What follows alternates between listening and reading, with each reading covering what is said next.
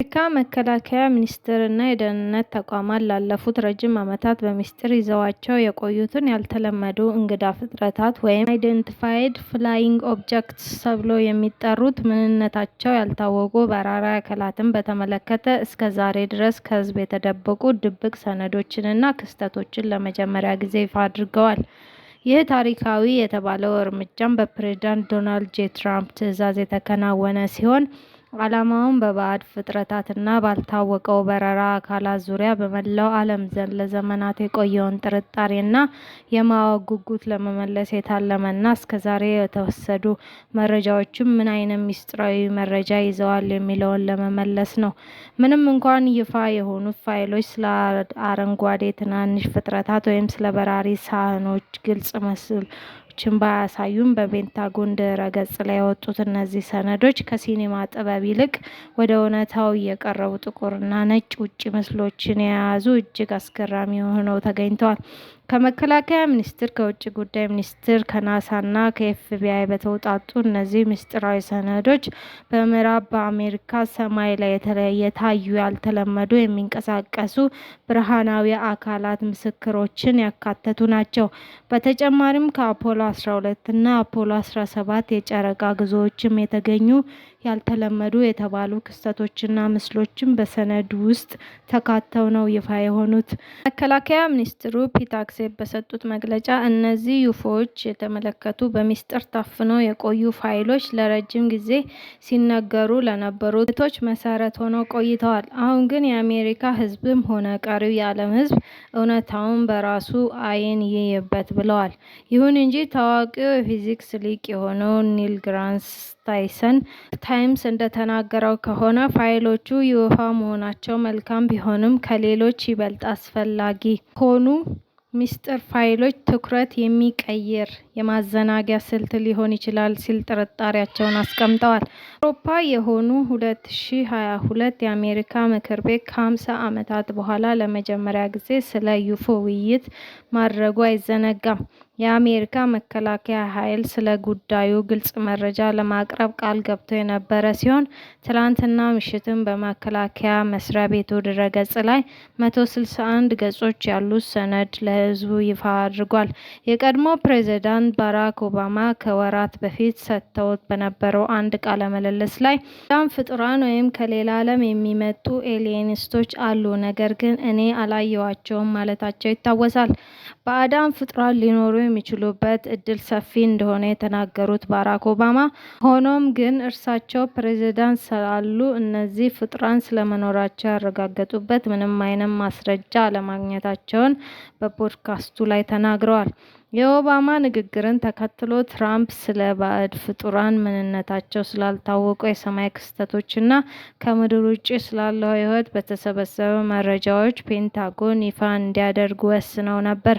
ከረጅም ዓመታት በፊት አፖሎ 11 ምርተኛ በዝል አልድሪን በ1969 በሰጠው ቃለመጠይቅ እንደተናገረው በጨረቃ ጉዞ ወቅት ለማስረዳት የሚከብዱ እንግዳ ፍጥረታትን በተመለከቱበት ነገር እንዳለ ገልጿል።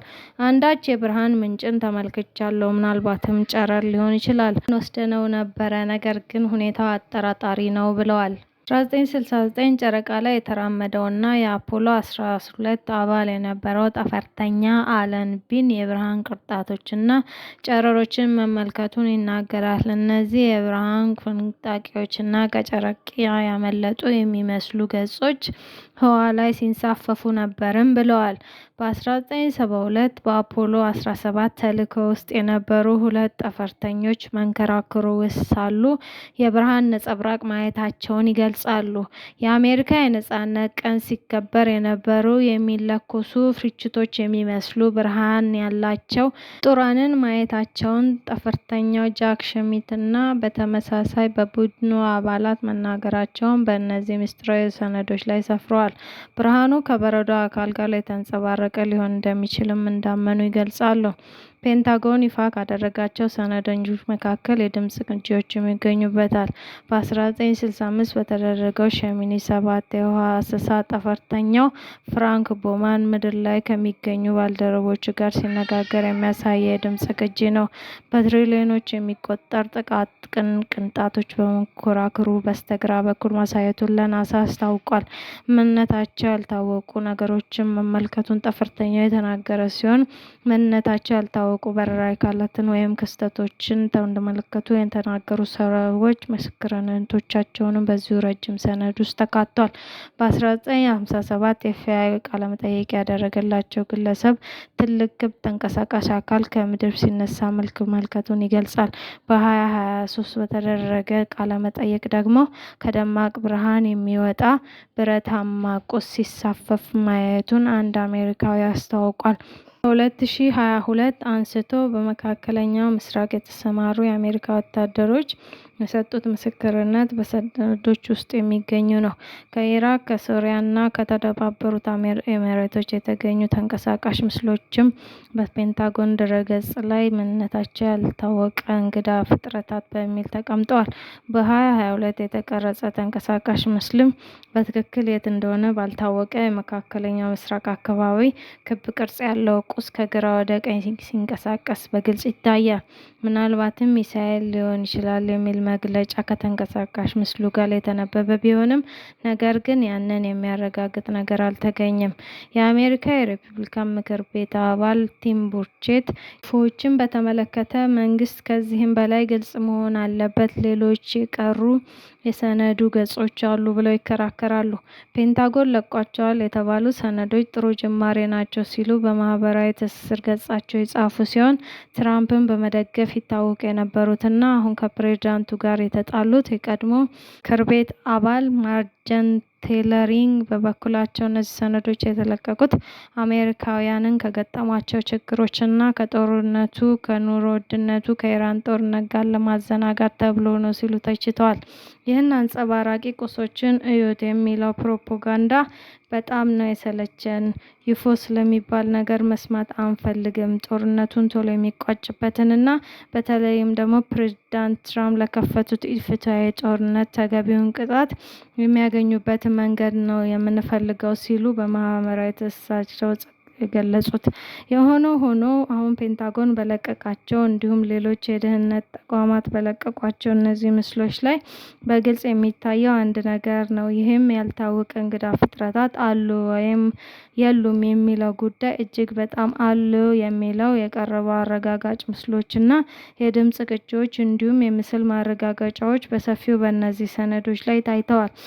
በመካከለኛው ምስራቅ ወታደራዊ ውጥረት አሁንም ተባብሷል። የሲኤንኤን ባልደረባ የሆነው ቲም ሊስተዝ ከመካከለኛው ምስራቅ ቀጥታ እንደዘገበው አሜሪካ በሆርሙዝ ባህር ወሽመጥ አቅራቢያ ድንገተኛ ጥቃት የፈጸመች ሲሆን በፈጸመችው ጥቃትም 6 ሰዎች እስካሁን መጥፋታቸውን የኢራን ባለስልጣናት አስታውቀዋል። የኢራን ባለስልጣናት እንደገለጹት ከሆነ የአሜሪካ ይህ ጥቃት የተፈጸመው በስትራቴጂካዊ ኦማን ወደብ ከአሳብ አቅራቢያ በሚገኙ የኢራን የአሳ ማጥመጃና የጭነት መርከቦች ላይ ነው። የአሜሪካ ማዕከላዊ እዝ ሴንትኮም በበኩሉ በአሜሪካ የተጣለውን የባህር ላይ እገዳውን ጥሰው ወደ ኢራን ለመግባት የሞከሩ 2 የኢራን ነዳጅ ጫኝ መርከቦች ላይ ጥቃት ፈጽሜያለሁ ሲል ዛሬ ንጋቱን አረጋግጧል።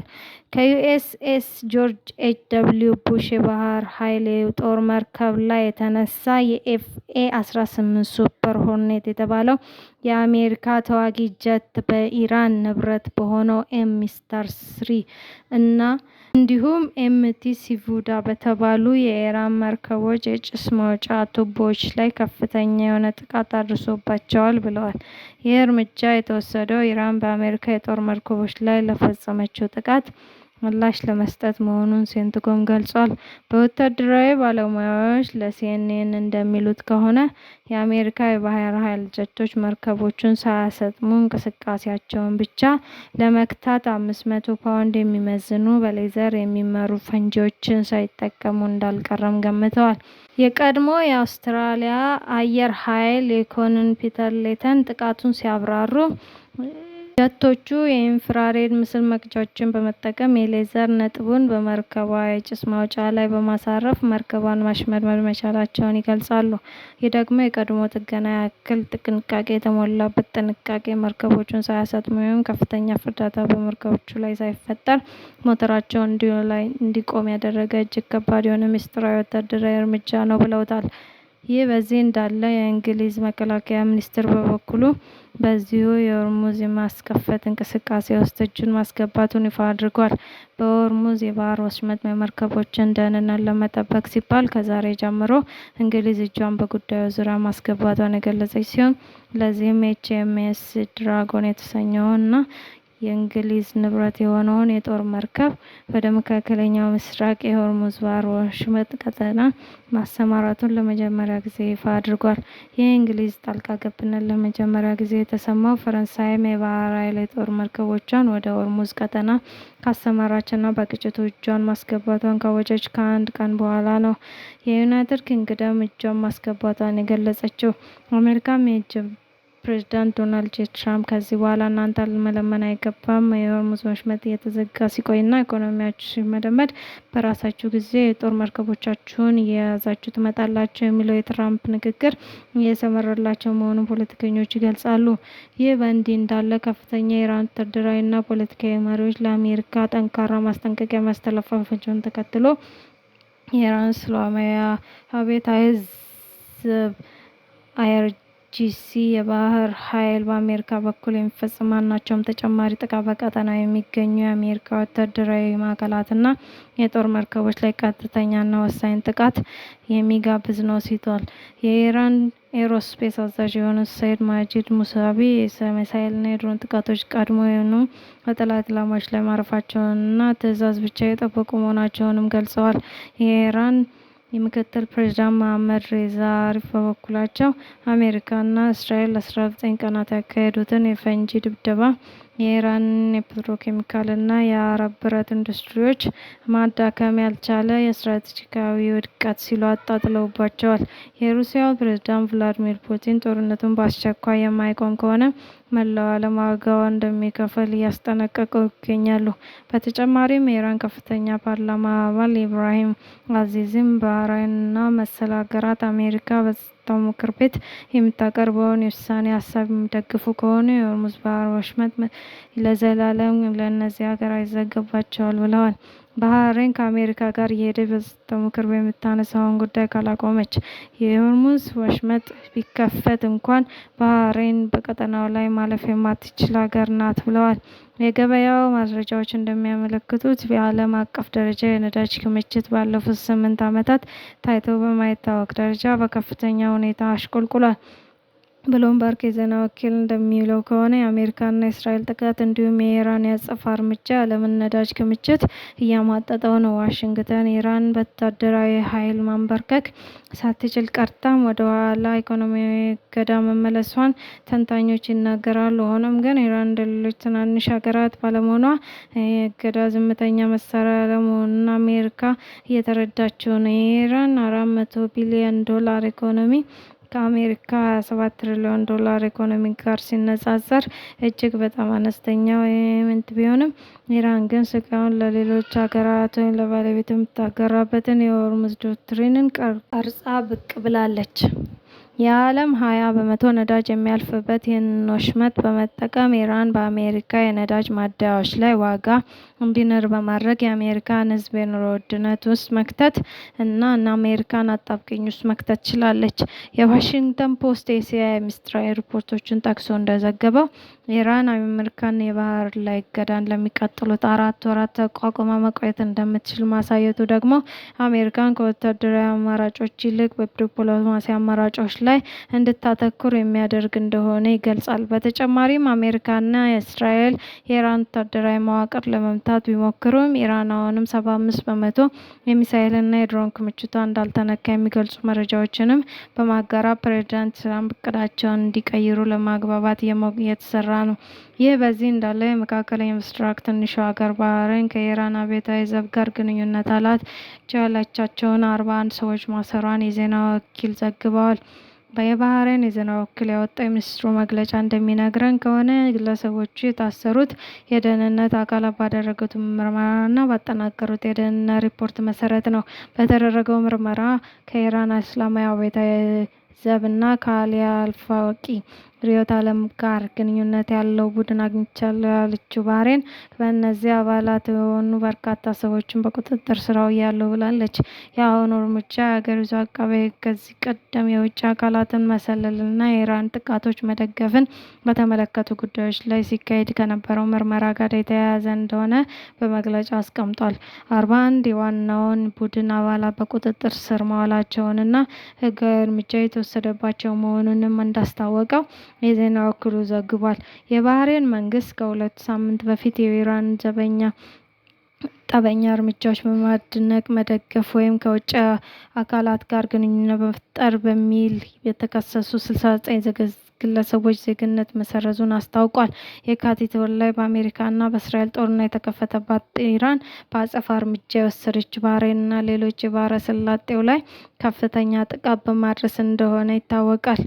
ይህ በዚህ እንዳለ ኢራን ለውጭ ገበያ ከምታቀርበው የነዳጅ ምርት 90% የሚሆነው በሚተላለፍበት ሆርሙዝ ደሴት አቅራቢያ በርካታ ስኩዌር ኪሎ ሜትር ስፋት የሚሸፍን የነዳጅ መፍሰስ የሚመስል ክስተት መጋጠሙን የሳተላይት ምስሎች በይፋ አሳይተዋል። የማሪታይም መረጃ ተቋም የሆነው ዊንድዋርድ ስራ አስፈጻሚ አሚ ዳንኤል ለአሶሺየትድ ፕሬስ እንደተናገሩት ከሆነ ነዳጅ እንደሆነ የሚታመነው ፍሳሽ 71 ኪሎ ሜትር የሚሸፍን መልኩ ወደ ውቅያኖሱ ፈሷል ብለዋል። አሁንም ነዳጅ የፈሰሰ መሆኑን የሳተላይት ምስሎች ያሳዩናል ብለዋል። እንደ ዳንኤል ገለጻ ከሆነ ፍሰት ማጋጠሙ ከታወቀ ባሳለፍነው ማክሰኞ አንስቶ 80,000 በርሜል ነዳጅ ፈሷል ተብሎ እንደሚገመትም አስረድተዋል። ነዳጁ ወደ ደቡብ ምዕራብ አቅጣጫ እየተስፋፋ መሆኑን የሚናገሩት ዋና አስፈጻሚው በ2 ሳምንት ጊዜ ውስጥም ወደ ተባበሩት አረብ ኤሚሬቶችም ወደ ኳታር ወይም ወደ ሳዑዲ አረቢያ ባህር ዳርቻዎችም እንደሚያጥለቀልቅ ተናግረዋል። ኮንፍሊክት ኤንድ ኢንቫይሮንመንት ኦብዘርቫቶሪ በተባለው ተቋም ተመራማሪ የሆኑት ሎየን ሞርላንድ በበኩላቸው ፍሰቱ 45 ኪሎ ሜትር ይሸፍናል ተብሎ እንደሚገመት ለሮይተርስ ነግረውታል። በደሴቲቱ የነዳጅ መፍሰስ የተከሰተው በነዳጅ ምርት ላይ ባጋጠመው ችግር፣ በአየር ጥቃት ወይም በሌላ ምክንያት ስለመሆኑ እስካሁን በውል ባይናገሩም ኢራን ጦርነት ከተጀመረ ወቅት ከአሜሪካ ኃይሎች በደሴቲቱ የሚገኙ ወታደራዊ ኢላማዎች ላይ ጥቃት መፈጸማቸው ይታወቃል። ነዳጅ እየፈሰሰ እንደሆነ የታወቀው የአሜሪካ ባህር ኃይል ወደ ኢራን ደሴቶች ለመግባትና ለመውጣት በሚሞክሩ መርከቦች ላይ የጉዞ እገዳ በጣሉበት በአሁኑ ወቅት ነው። እነዚህ የነዳጅ መፍሰስ የባህሩ ላይ መታየቱ ውቅያኖሱ ምን ያህል በከፍተኛ ሁኔታ እንደተበከለ በግልጽ የሚያሳይ ነው ተብሏል። ይህ ደግሞ በመጻኢው የሰው ልጅ ዕጣ ፈንታ እጅግ በጣም አደገኛ እንደሆነ የሚያመለክት ነው ብለዋል። በመጨረሻም በባህረ ሰላጤው ጦርነት ምክንያት የዓለም ምግብ ዋጋ መጨመሩ ተሰምቷል። የተባበሩት መንግስታት ድርጅት የምግብና የእርሻ ድርጅት የሆነው ፋኦ በባህረ ሰላጤው ጦርነት ከተጀመረ ወዲህ ለ3 ተከታታይ ወራት ሚያዝያ ወር ላይ የዓለም የምግብ ዋጋ ጭማሪ ማሳየቱን አሳውቋል። ይህ ጭማሪ በዋናነት የተከሰተው አሜሪካና በእስራኤል በኢራን ላይ ጥቃት መፈጸም መጀመራቸውን ተከትሎ በአትክልትና ዘይቶች ላይ በተከሰተ የዋጋ መጨመር ምክንያት ነው። ፋኦ በዓለም ላይ ለግብይት በሚቀርቡ የምግብ ሸቀጦች ዋጋን የሚከታተልበት የዓለም የምግብ ዋጋ ጠቋሚ ሰንጠረዥ እንደሚያመለክተው የምግብ ሸቀጦች ዋጋ በሚያዝያ ወር ወደ በ1.6 በመቶ ጭማሪ አሳይቷል። በኢራን ላይ የተከሰተው ጦርነት ከጀመረ በኋላ በባህረ ሰላጤው በሚገኙ ወሳኙ የጭነት መርከቦች መተላለፊያ በሆነው በሆርሙዝ ወሽመጥ የሚደረገው እንቅስቃሴ የተገደበ ሲሆን አሁንም ይኸውም ችግር ባለበት እንደቀጠለ ነው። 20 በመቶ የሚሆነው የዓለም የነዳጅ ፍጆታ በሆርሙዝ በኩል የሚያልፍ ከመሆኑ በተጨማሪ ለግብርና ስራ ከሚውለው የኬሚካል ማዳበሪያ 1/3 የሚጓጓዘው በዚህ ወሽመጥ በኩል ነው። የመተላለፊያው መዘጋት የነዳጅ የማዳበሪያና ለምግብ ምርት አቅርቦት የሚውሉ ሌሎችም ግብዓቶች ላይ እጥረት አስከትሏል። በዚህም ሳቢያ የማዳበሪያ ዋጋን በ80 በመቶ ጭማሪ ማሳየቱን ነው የተዘገበው።